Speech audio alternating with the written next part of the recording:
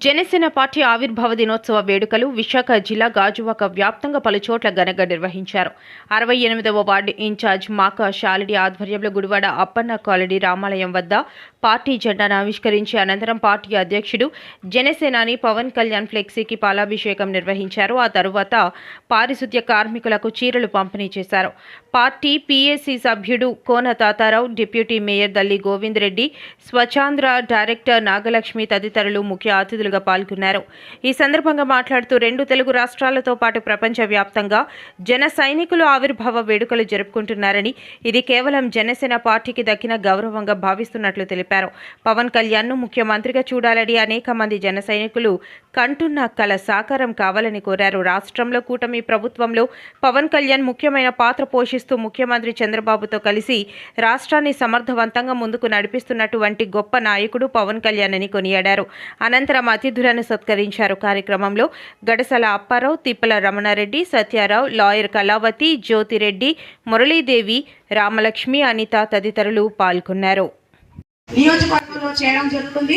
అలాగే మన జనసేన పార్టీ అధినేత శ్రీ కొణిదెల పవన్ కళ్యాణ్ గారి ఆదేశాల మేరకు, అలాగే మన నాయకుల ఆదేశాల మేరకు, అలాగే మా నియోజకవర్గం ఇన్ఛార్జ్ గ్రామ స్థాయిలో, జిల్లా స్థాయిలో, అలాగే వార్డుల స్థాయిలో కూడా ఈ వేడుకలు అనేది నిర్వహించడం జరుగుతుంది.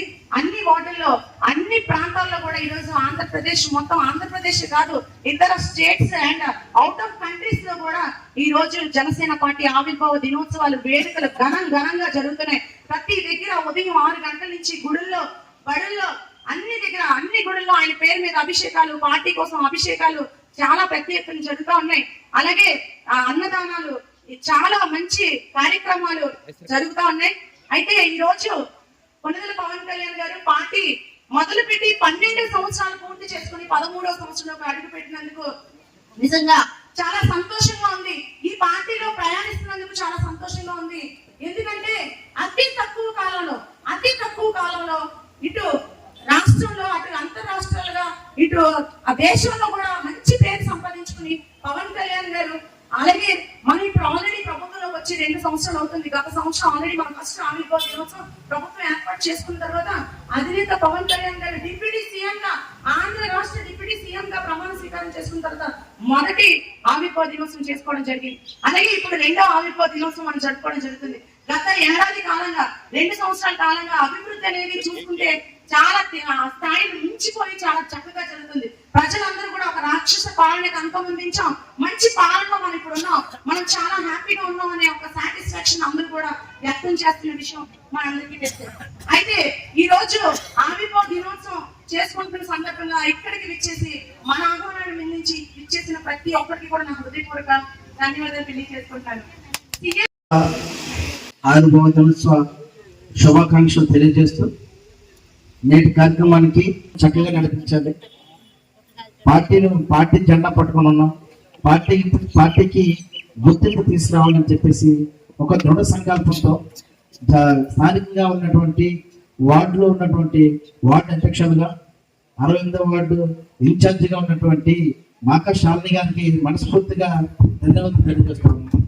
అలాగే మాకా శాలిని గారితో పాటు సహకరిస్తున్నటువంటి మనందరికీ ఎంతో ఇష్టమైనటువంటి రోజు, జనసేన పార్టీ ఆవిర్భవించిన రోజు మార్చి 14వ తేదీ.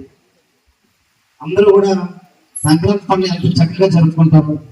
అంతకు మించి జనసేన పార్టీలో ఉన్న ప్రతి ఒక్కరు కూడా ఈరోజు ఆంధ్రప్రదేశ్, తెలంగాణ, ప్రపంచవ్యాప్తంగా ఎక్కడైతే పవన్ కళ్యాణ్ గారు అభిమానులు ఉన్నారో వాళ్ళందరూ కూడా ఈరోజు అంత చక్కగా పండుగ జరుపుకునే విధంగా మార్చి 14, 13వ ఆవిర్భావ దినోత్సవం జరుపుకోవడం చాలా సంతోషంగా ఉందని చెప్పేసి తెలియజేసుకుంటూ, పవన్ కళ్యాణ్ గారు ఒక మంచి ఆశయాలతో పార్టీని స్థాపించడం జరిగింది.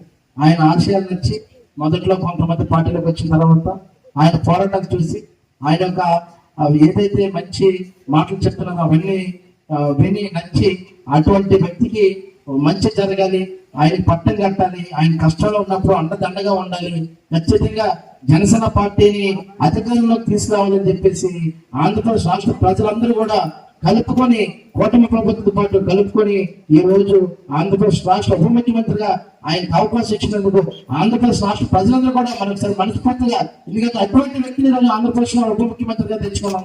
అలాగే కూటమిలో ముఖ్యమంత్రిగా మంచి సీనియర్ నాయకులు ఉన్నారు, చంద్రబాబు నాయుడు గారు. వీళ్ళందరితో పాటు అలాగే మనకున్నటువంటి రాష్ట్ర మంత్రివర్గం కానీ ఎమ్మెల్యేలు కానీ అందరూ కూడా చక్కగా మన ప్రభుత్వాన్ని కూటమి ప్రభుత్వాన్ని ముందుకు నడిపిస్తూ ఉన్నారు. మా అందరికీ ఒక కోరిక ఉంది.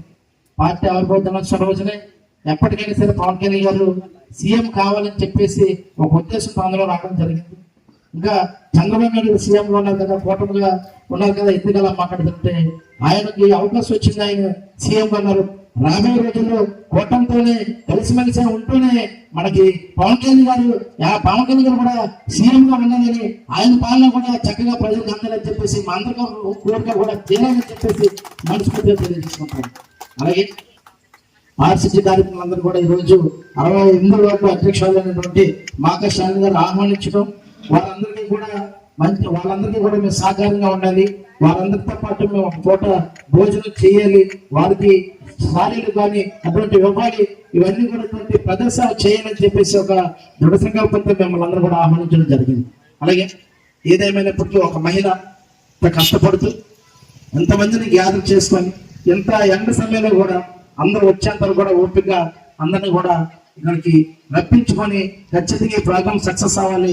68వ వార్డు జనసేన అడ్డాన్ని ఏదైతే ఆ విధంగా చెప్పారో అదే విధంగా రేపు రాబోయే రోజులు కూడా స్థానిక కార్పొరేషన్ ఎలక్షన్స్ లో కూడా జనసేన పార్టీ కూటమిలో ఉంటూ గెలుచుకునే విధంగా మీరందరూ సహకరించాలని ఖచ్చితంగా అవకాశం ఇవ్వాలని కూడా నేను కోరుకుంటున్నాను.